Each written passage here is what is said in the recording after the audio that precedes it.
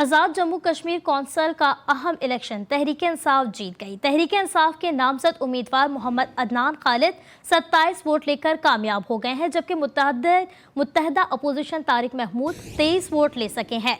2 vote मुस्तरद हो गए हैं। कश्मीर कौंसिल की नशिस्त सरदार सैयाब खालिद की वफात के बायस खाली हुई थी। आपको बताएं कि आज़ाद जम्मू कश्मीर कौंसिल का अहम इलेक्शन तहरीक इंसाफ जीत गई है। आपको ये खबर दे रहे हैं कि आज़ाद कश्मीर कौंसिल का अहम इलेक्शन तहरीक इंसाफ जीत गई है। तहरीक इंसाफ के नामजद उम्मीदवार मोहम्मद अदनान खालिद 27 वोट लेकर कामयाब हुए, जबकि मुत्तहदा अपोजिशन के तारिक महमूद 27 वोट ले सके हैं।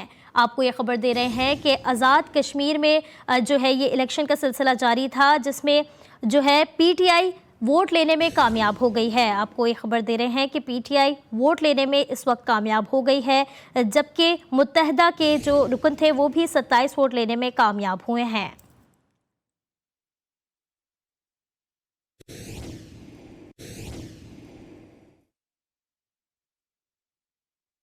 आपको ये बता रहे हैं कि आज़ाद कश्मीर में पोलिंग का सिलसिला जारी था, जिसमें आज़ाद कश्मीर के कौंसिल का अहम तरीन इलेक्शन था। तहरीक इंसाफ जीत गई है।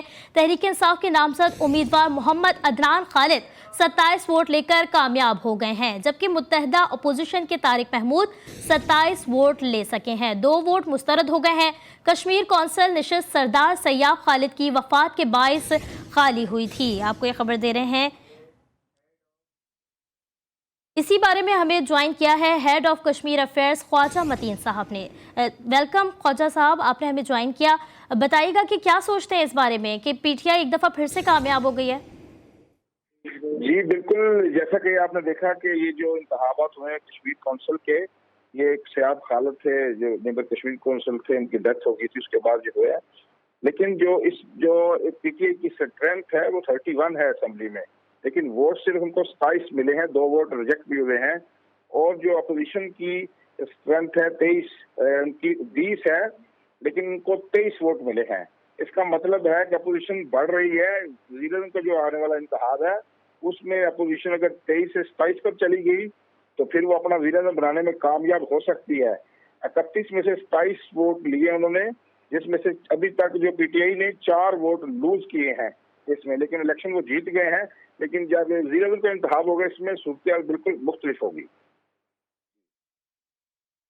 ठीक है, ये भी बताइएगा ख्वाजा साहब कि ये जो अभी सिलसिला चल रहा है, पीटीआई की बढ़तरी हर जगह दिखाई दे रही है कि पीटीआई ही हर जगह बढ़तर है, तो क्या वज़ीर आज़म भी जो है वो पीटीआई की तरफ से ही आना है? देखें कि पीटीआई की इस वक्त तक सीधी जमात है ये कि असेंबली में इनके 31 वोट हैं, तो 31 में से 27 वोट इनको मिले हैं, यानी कि इन्होंने 4 वोट लूज किए हैं। तो जीतना तो वैसे भी अगर वज़ीर-ए-आज़म का भी इंतखाब होता है, अगर तो इससे हो कि उनकी स्ट्रेंथ पर हो तो फिर तो जीतना चाहिए पीटीआई को। लेकिन मैं आपको बता रहा हूँ कि 4 वोट अभी लूज कर गई है पीटीआई। तो वज़ीर-ए-आज़म के इंतखाबात में अगर 7 वोट लूज कर गई, अपोजिशन अगर 4 वोट ज्यादा ले गई तो वज़ीर-ए-आज़म बनाने में कामयाब हो जाएगी, क्योंकि जब तक उसे पीटीआई के लोग वोट नहीं देंगे अपोजिशन को, अपोजिशन अपना वज़ीर-ए-आज़म मुंतखब नहीं करा सकेगी। इसलिए जो वज़ीर-ए-आज़म का इंतखाब है इसका सिनेरियो बिल्कुल मुख्तलिफ होगा। अभी जोड़ तोड़ पूरे अरूज पर है। रियासती दारुल हुकूमत मुज़फ्फराबाद में मुज़ाकरात जारी हैं, अभी शेड्यूल भी जारी नहीं हुआ है वज़ीर-ए-आज़म के इंतखाब का, लेकिन इसमें शायद ये रिजल्ट ना हो। लेकिन अभी जोड़ तोड़ जारी है, कुछ भी हो सकता है। अरकान असेंबली ने फैसला करना है, वो भी पीटीआई के अरकान असेंबली जो फैसला करेंगे। अगर वो बगावत नहीं करते, अपनी पार्टी को नहीं छोड़ते, तो वज़ीर-ए-आज़म तो फिर पीटीआई के बनना चाहिए। लेकिन अगर वो छोड़ते हैं, जैसा कि हमने देखा कौंसिल के इलेक्शन में 31 से 27 वोट लिए हैं पीटीआई ने, अगर इसी तरह वज़ीर-ए-आज़म के इंतखाब जब होगा तो उसमें कम वोट लिए तो फिर पीटीआई इलेक्शन हार भी सकती है। लेकिन इसका फैसला जो भी होगा वो अरकान असेंबली करेंगे, जिसको वोट देंगे उसी पार्टी का जो भी फैसला होगा अरकान असेंबली करेंगे। हमारे साथ head of Kashmir affair Khwaja Mateen sahab हमारे साथ तज्जिया कर रहे थे। आपका बेहद शुक्रिया।